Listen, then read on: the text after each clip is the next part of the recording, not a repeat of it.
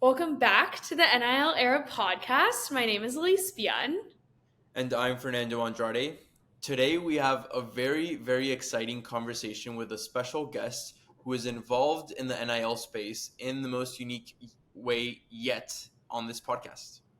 We are so excited to welcome an expert who wears many hats of an author, consultant, founder, and professor at the Haas School of Business, Miss Kellie McElhaney, to the NIL Era podcast. Kellie, thank you so much for joining us today.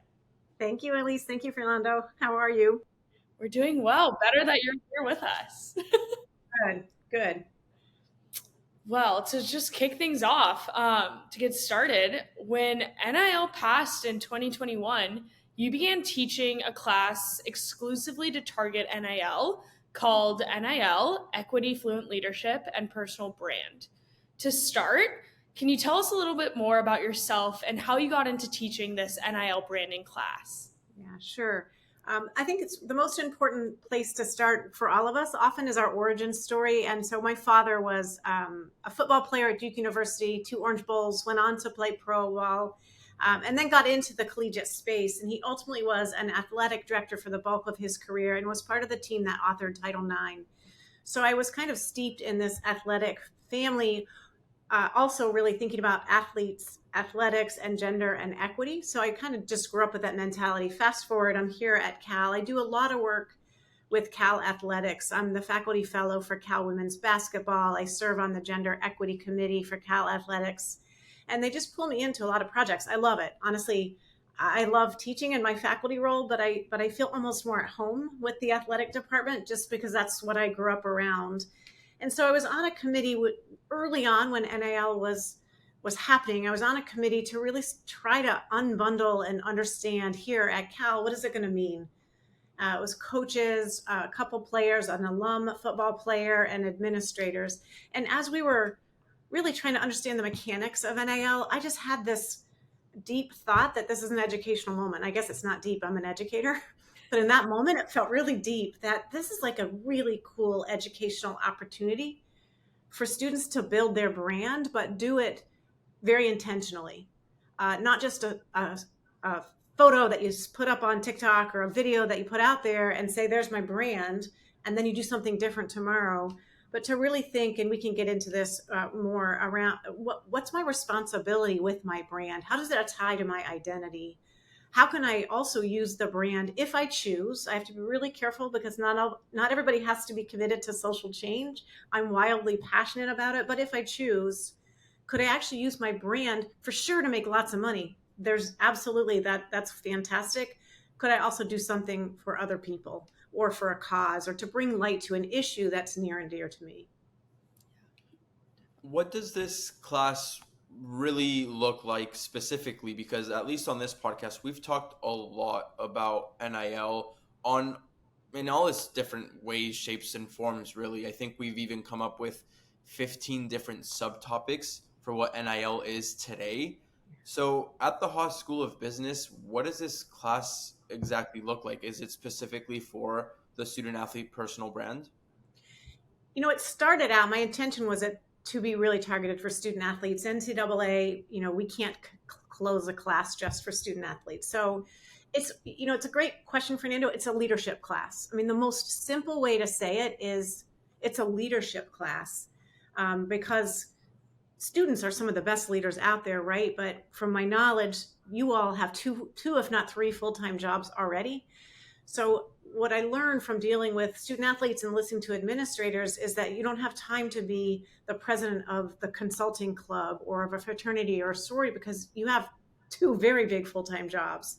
So at the very base, I wanted to bring in leadership skills, foundation experiences. So the first part of the course is about the individual as a leader and tied a little bit back to, I'll use me for an example, my origin story. So what are my various identities that I hold very near and dear to me? Starts right out with core values. What are, 2 or 3, not 100 core values that mean a lot to me? And it's so fascinating when I teach the class because what I hear students talk about are their coaches' core values or their parents' core values. But I really want to drive it home to, look, if you're going to be out there building a brand, you sure better have it based on a foundation of core values, because that brand's going to stick with you in today's world. So we get into more leadership origin story. What's my leadership sort of legacy? What do I want to make it about? The second part of the course gets more into how do I design a personal brand that fits my values, that fits my identity? And I'll give you some examples in a little bit. And then the last third of the course is how do I design the pitch? How do I get the confidence to say I'm at the number one public institution in the country, even if I'm not a revenue sport athlete, and even more if I'm not a revenue. I'm looking at non-rev sports right here, and I'm thinking about the Olympics, and it was the time for non-rev sports to shine this year more than ever. I have a lot to offer, and so it's really building the confidence and the clarity to make that pitch. Yeah, definitely. I think from Fernando and I's experience of being student athletes, I think that leadership portion is so much of what shapes who you are, who you influence around you, and your experience as a student athlete. And just from my own experience of taking your class and going through your course curriculum and learning not only more about NIL and what that looks like kind of forward facing, but also internally facing of who you are as a student athlete and not that authentic brand. And I remember one kind of lesson, big lesson of finding your why, even within our own culture and our own team values on the Cal Women's Gymnastics team. That's something that we're constantly talking about, is that why. It's that portion of what keeps you going when times get hard, when you don't want to go to practice, when your body's hurting, what keeps you going, and it's that why. And I think for student athletes, that's so hard to find because all we know is really school and sport, but mostly that sport identity. So from your experience teaching a large group of student athletes from all different lived experiences, sports in general, how can student athletes find that why, and how can that translate over to their authentic brand? Thank you for saying all that. It was such a joy. I just thinking about the classroom and you all the gymnasts sat there in a group, and you just always so. I think one of you showed me how to do a reverse burpee because my trainer was trying to get me to do one and I couldn't do it, and that was amazing in the front of the classroom. But in all sincerity, I think so much about finding our why is just taking time and slowing down. I certainly didn't teach you at least your why. I just created the atmosphere, the structure, and what I would say is the why is not created in a vacuum. So the single biggest surprise about this course, or aha, kind of unintentional, I'll try to claim brilliance, but it was really unintentional, was when I look at the teaching of the student evaluations, it's how much you all learn from one another and how much you learned more about your why when you heard, somebody else's why. And then your whys were a little bit close. And so there were these incredible bonds, at least from what I hear, in the evaluations, incredible bonds forged. And it's funny because I look out and think, you're all athletes, you must all know each other. And what I found out is, two things. No, athletes don't all know each other, and it's nice to see one another in a different environment. But the non-student athletes and the athletes who got to meet in the classroom, I heard athletes say, it was so nice to meet non-student athletes. And then the non-student athletes like, wow, he's an athlete. It was so great to actually hang out. And I have so many stories, not the least of which is wasn't your year, at least, when we had the exchange student, we launched a new global undergrad? Yes.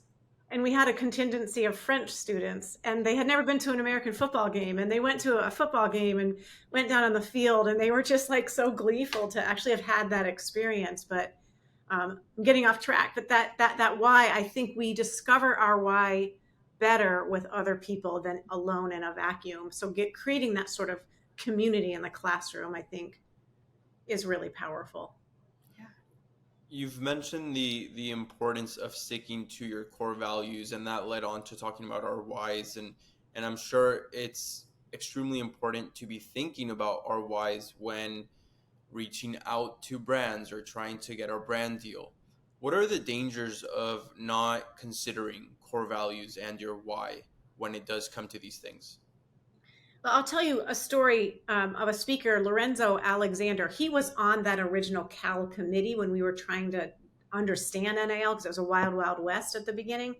And he's an African-American football player at Cal, and I think he played for 4 different sports teams, if not more, NFL teams.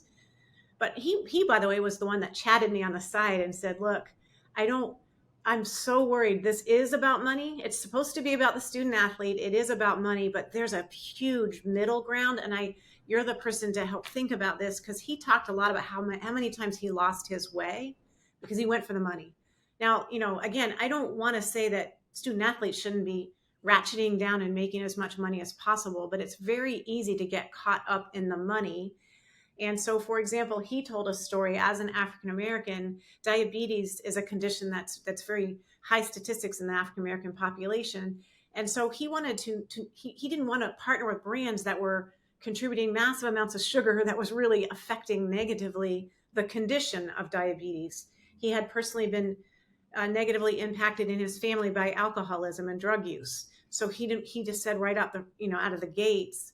But he didn't do that until he was older, and he really wanted athletes to understand you make decisions, and the more you compromise your core values, the harder it is to find your way back. He talked a lot about how hard it was to find his way back, and he didn't want students, at your level, to do that out of the chutes, to really combine the two up front. Core values, identity, him as a Black person, really wanted brands that were closing gaps with the Black population, not contributing negatively, because it's easy to follow the money. That happens to all of us, but I wasn't being offered a lot of money and brand deals at your age. And it's just, it's something that we all can fall prey to.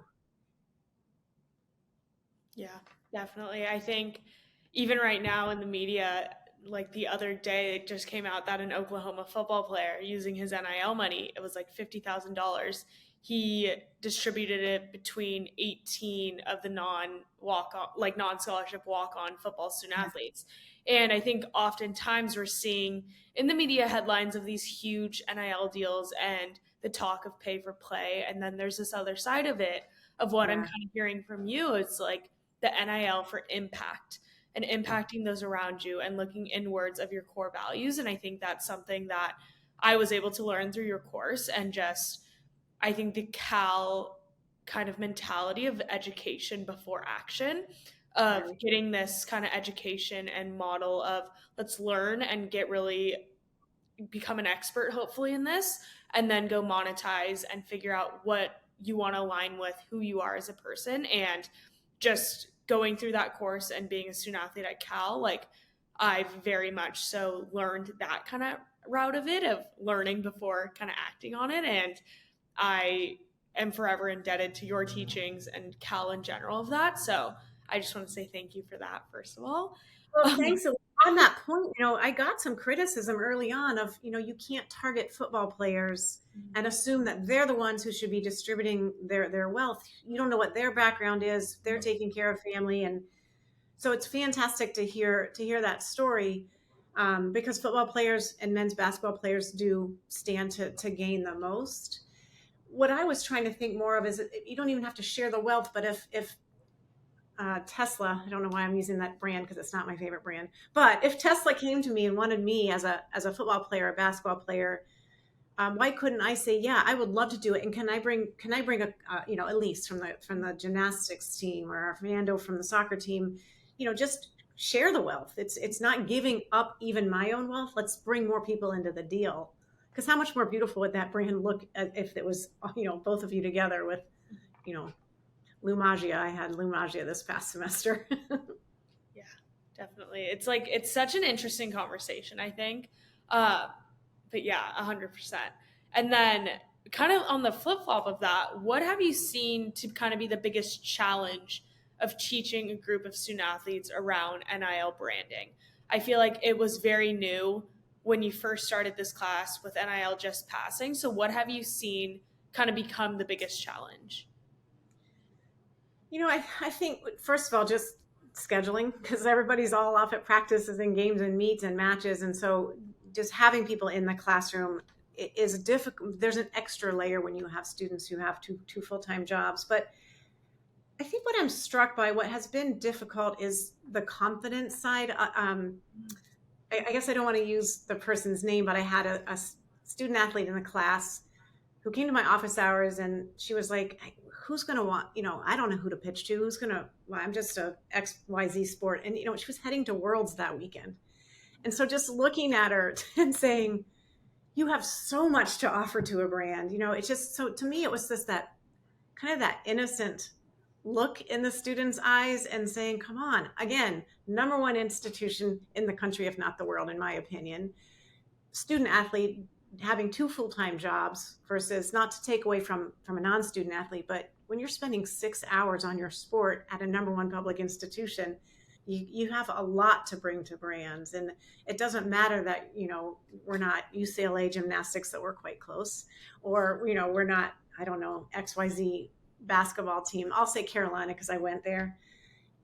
You as an individual, Berkeley as a brand name, that together, there's just so much to offer. And I'm always struck by how, I don't want to say underconfident, because I don't think a student athlete can be underconfident. You're out there in front of crowds, but just the moment to stop and say, I have so much to bring and I can pitch myself to any brand. That was the hardest, to get the confidence on the pitch, I would say. Yeah. I would like to go back to just weighing in on now the benefits of the core values and why, and I want to dive a bit deeper by using maybe any examples or stories that you may have. I am curious on, we talked about the negative side, right, of not sticking to your core values and why, it's because you then compromise yourself. But what's the additional benefit to someone, because I know that student athletes listen to this and some of them are not confident and are just worried sometimes, should I pitch myself to this brand, should I not? I think from what I'm getting from this conversation so far is, one, you should have the confidence to do it if you're already a D1 student athlete at a good institution, whether it's Berkeley or another institution. And two, follow your core values. So what would a step-by-step look like for that? Is it as simple as just figuring out what your core values are, finding that brand, and then emailing them, or how does that work? When, in the age of social media, just putting something out there on your Instagram site, I don't want to say it's easy, because I understand that it can feel uncomfortable, but just DMing a brand right away, or putting yourself out there with a brand in a picture, tagging that brand and saying, let's work together. It's amazing. So many good brand deals actually happen like that. So I was thinking back to the confidence, because I used to hate it when, at any time, but particularly when I was your age, you should have more confidence. I'm like, okay, great, thanks. So now I do. But, I have more confidence if I were to pitch myself with 2 other people. So getting a group of student athletes, a group of friends, so you feel more natural in the photo. So, the positives, and by the way, the positives of personal branding in general, you're branding all the time. That's what I was trying to also get the students to say. You're going to be selling your brand when you try to get a job. You're going to be selling your brand when you are performing your job and meeting a new client. You're going to be selling your brand when you're trying to find a date. So it's really, this sort of personal branding experience serves you so well in life, but certainly as a leader. If you think about the most iconoclastic leaders, they have a brand around them. Yeah. I'm glad you brought up that point about just like branding yourself in terms of outside of this NIL space. And I think that job portion of it, I was just on a phone call with a Cal lacrosse student athlete the other day, and we're talking about kind of her career path and where to go. And she was like, I don't have experience in, let's say, the sports industry. I've only been kind of tailoring towards investment banking, consulting, finance, things like that. How can I get into this space? I don't have anything on my resume. And it's kind of just like you were saying, of how do you brand yourself and how do you kind of carry that to, let's say, a different industry. And it's kind of looking at the facts. Like, you're a student athlete at arguably the number one public university in the world. You compete at the Power 5 level with the best of the best. And I think comparison is the thief of joy. You have to look at what you're doing, what you stand for, what you want to do in the future. And I think that's also something I took away from the class, because I remember like one of the assignments was pretty sure like writing a letter to like someone in your life and just like talking about your brand hero. Yes, your personal brand hero. And I remember I chose Klay Thompson because it was right after he had torn his Achilles after tearing the ACL. And for myself, like tearing my Achilles twice and then not getting into Haas, but being in this class about who you are as a person and your branding and all of that, I took that so closely to how am I going to pitch myself to companies in terms of where I should be interning, all of that. And I think that's something that is so important about NIL is it's not just in terms of sports and getting brand deals. It goes so much further from that. So from your experience, how do you hope to see student athletes progress in this quote unquote like NIL space? Because it's an NIL space, but it's so much more than that. And you teach so much more than that. Thanks. I mean, I'll go back to this using your brand for good. And I do have to be careful. I remember my daughter was looking for her first job out of college. And she said, Mom, I'm probably not going to save the world with my first job. And I thought, oh my gosh, have I put so much pressure on her? Not everybody needs to, have to save the world. But I am really excited about all of the research around loneliness and isolation and mental health and all the things we know are at an all-time high, not only across the United States, but on college campuses. When you do something for somebody other than yourself, it is an antidote to all of those other things that are, negatives that are happening in life. So, even if you don't care about changing the world or making it better, it will actually make you happier. There's so much research that connects that level of happiness by what that Oklahoma player did, or I think in your class, it was an Ohio State player who bought turkeys for Thanksgiving and went into downtown inner city Columbus and passed them out from the back of his car. That wasn't a heavy lift, but that shifted 50 people's lives for that day and and he brought his players with him. So I do still want to focus, and I like your NIL for impact. I might have to change my course name now, but I like that NIL for impact. I do. I shouldn't be apologetic. I do want people to think one of the defining principles at Haas is beyond yourself. Sort of like, what have I done for anybody today beyond me? Not that you shouldn't do things for you, but even in listening to your story about this lacrosse player who called you and doesn't, first of all, my mind went to gender. Women are quick to immediately say, I'm not ready. I don't have this. I don't have that. So I like that you flipped it to say, you are a student athlete. She's got grit. She's got perseverance. She's a fast learner, because to be, figuring out where everybody is on the field and being in position, and that's fast learning. Companies love fast learners. That to me eclipses experience anytime. My dad always used to tell me, hire hungry over hiring experienced, and you'll win every time. And student athletes are nothing if not hungry, right? I always think about, dropping 7 passes or missing 7 goals in front of a huge, stand of people. People don't fail very well. Student athletes, or athletes in general, but student athletes, you're failing constantly and having to get back up. Companies love that. So I think that's what I was trying to translate translate athletic skills, student athlete skills to the larger. Now, granted, not everybody wants to go to the business world. I'm a business school professor, but just to really help make that translation. But even if you're pitching yourself to a brand, like, how cool that I can miss 7 goals and then get the 8th goal. Like, that's an amazing thing for a company to see, even as linked to your brand, because companies fail all the time. We've had 17 different varieties of Coca-Cola that were abject failures. So it's that sort of branding connection.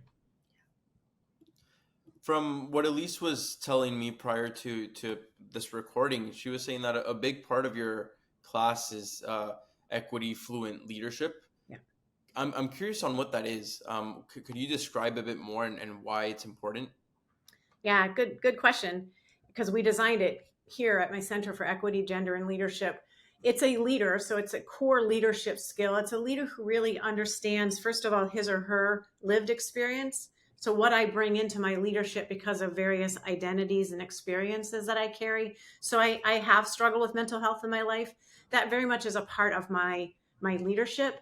But it is also to understand other people's lived experiences. I have this uncanny ability to really understand that somebody's going through some mental health crises before they're even comfortable talking about it. So I'm getting off track. It's a leader who understands their own and different lived experiences, and then looks around for things that are barriers to people that are from marginalized or different identities themselves. It doesn't even have to be marginalized. I mean, there are white men who have barriers that I can actually control because of my power as a professor, and I can help remove those barriers. So it's really using your power to remove barriers, increase access, and drive forward for equity. I love that. I think hearing you describe that again is actually really funny. Just seeing how all the different classes, just specifically at Cal, kind of bleed into each other. Fernando and I also taught and were peer advisors of the student athlete freshman transition course. And that's a huge part of just that course in general is those lived experiences coming into a huge university where so many people have lived different lives. They come from different states, different cultures, different religions, and all coming in together to learn from one another and build those relationships, I think is something that's so special. And I remember taking your class, and I wasn't a freshman. I was a sophomore by then and lived, I guess, 2 years at Cal and was already so much different than I was freshman year. And it just felt like a continuation of that development and that growth. And I think that's something super special about Cal. So, from my perspective, but from your perspective, I would love to hear what you think and what is something different that Berkeley Haas is doing for student athletes that you think is kind of different and unique compared to those other universities. First of all, I think we looked at the student part of the student athlete as it relates to NIL, because there's a lot of money parts. There's a lot of people circling around and parents pushing brand partnerships and high school coaches pushing, it was really to focus on the student component of the student athlete within the NIL spectrum. It's the first time that Haas, the business school, has ever partnered with the athletic department to allow this to be a Haas class, but non-Haas students, we were able to actually allocate a significant portion of the seats for non-Haas students, which is not the norm. And then over time, it's not just me. Steve Etter teaches a financial management course. We're looking to work with the law school on a contract, how to understand a legal contracts course. So I think, I guess I'm a little cocky, but I think Cal cared more about the educational experience and the student first, and less about let's just ratchet up brand deals, use this, to not pay to play, but to pay to play, to really ratchet up our recruiting. We just did it the Cal way, I think, which is to go into it with a little bit more of a focus on the actual human in this whole landscape. Just to close out, Kelly, I do have two questions. One is a follow-up to this one and then a separate one. On this first follow-up, how many classes do you think could be created just on the educational side? Because there is obviously the personal brand, there is the impact, which I think after this conversation are two separate things. There is the class Professor Etter teaches on, the financial side to it. There's the law class with the contracts. What else, like how many subtopics do you think our student athletes should be looking out for? I would probably stop there only because I'm a realist, and between being a student, being an athlete, building your brand, we haven't even really talked about how much time it takes to build your brand and stay consistent. You can't just put one post up a week. You've got to be out there daily, consistently with messaging. I think what we could do, and Cal can operate in silos. I think Steve Etter, I, and whoever we get in contracts, I think we could do a better job of coordinating with one another and tying it in together. I would be nervous, Fernando, just to lay too much, because what I hear from the student athletes is this is a lot of work. I had Mia Mastroff in my class this past semester, and she's one of the big earners at Cal, and it's a lot of work to just keep her brand consistent out there and in so many different directions. But I actually would put that back on you. What else do you think? And we don't have to answer it now because I'm very committed to Cal student athletes to figuring out who could teach it. But what else do you need to really know? I'm a big fan of mental health because there's the clash about personal branding and NIL and social media and the impact on mental health. I think unequivocally disproportionately negative impact of social media on our mental health. So that I could see something there, Fernando. It's actually a really great question around how do you manage a constant presence on social media, all that brings on you and mental health. We had one speaker in my class who talked about it, but I could really now see. I don't need an. I just already offered to teach a new class today. Stop. But I feel like there's something there because there is, inarguably a negative impact of social media on mental health. You just look at the Olympics and why am I blanking on her name? Childs. Mm-hmm. Yes. Yeah. Say, first thing she did, God bless her, was I'm off social media. So that's an indicator right there of how negative. And my second question, just to close out, is to anybody listening, to any young student athlete that could be starting their NIL journey today, what piece of advice would you give them to start this new journey?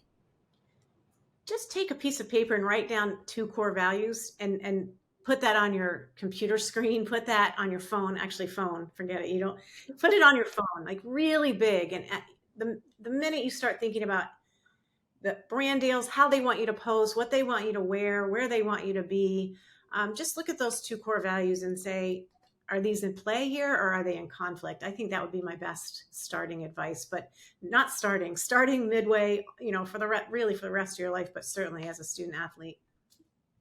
Yeah, I love that. Well, I think that kind of wraps up all the questions we have for you. Is there anything you want to give to the audience, to the student athletes that are potentially listening, about your class, about yourself, anything in that sense? Gosh, I mean, I would really encourage folks to sign up. It's such a fun class. I've never taught a class at Cal before through which I see such a deep connection in the classroom, in the community, and people who are really different. We had, I think, an exchange student in data science from China, and you couldn't imagine two like in a football player, and they sat next to each other, and an American football player, African American football player, and just watching that camaraderie in the classroom. But I just find that this class is a space to really take a deep breath and explore, get back in touch with yourself, and really get to know one another in a deep way, not just the, hey, how are you, fine, passing way. And I think it's a lot of fun. We'd love to see you there. And I always have great teaching assistants, right? Former student athletes. So that helps too. I'm going to echo that for anyone listening who's a Cal student athlete and is looking to take a class. I took that class with a lot of my teammates as well, and I learned so much more about my teammates through this course and learning so much more about myself. And I was also going through, I think, one of the toughest times of my life, and being able to be in this class while in that period of my life helped me, I think, in so many more ways than I thought that it would ever. So if anyone is looking to get into NIL, but really just more about yourself and those values and what you stand for, I highly recommend Kellie's class, and just learning from yourself and your lived experiences and taking it so much more further outside the classroom. So thank you. Thank you, Elise. Thanks, Fernando. Well, to anybody that watched on YouTube or listened on Spotify, thank you guys so much. If you're on YouTube, please like and subscribe. If you're on Spotify, please follow the podcast. That is it for today, and we will see you all next Monday. Bye. Bye. Thank you.